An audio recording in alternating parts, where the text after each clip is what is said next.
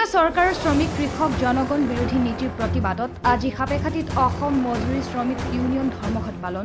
সাপেখাতীৰ চাৰিআলিৰ পৰা সমদল বাহিৰ কৰি বিভিন্ন দাবীত শ্লোগান দি সাপেখাতীৰ ৰাজচক্ৰ বিষয়াৰ যোগেদি ভাৰতৰ প্ৰধানমন্ত্ৰীলৈ স্মাৰক পত্ৰ প্ৰদান কৰে।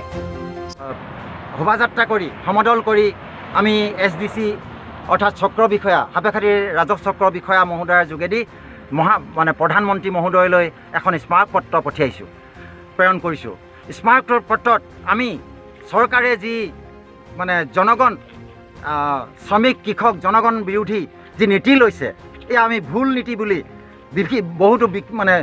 বহুতো অৰ্থনীতিবিদে কোৱাৰ দৰে আমিও পদে পদে অনুভৱ কৰিছোঁ।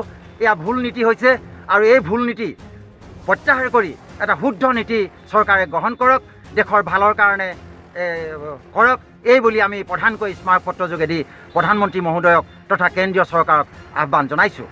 তেখেতসকলে আজি ৰাজহুৱা সম্পত্তিবোৰ যি ধৰণে বিক্ৰী কৰিছে, এটাৰ পিছত এটাকৈ বিক্ৰী কৰি দিছে, ই দেশখনক লাওলিওৱা কৰিব।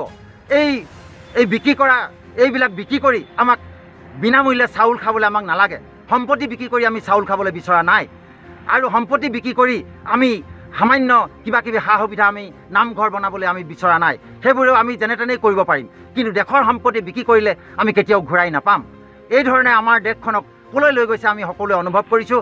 সেয়েহে আজি এই নীতি কেৱল বিশিষ্ট অৰ্থনীতিবিদে ক'ব নালাগে, আমি সকলোৱে বুজি পাইছোঁ যে এইখন দেশক অতি শীঘ্ৰেই এখন ভিকহু দেশত পৰিণত কৰিব।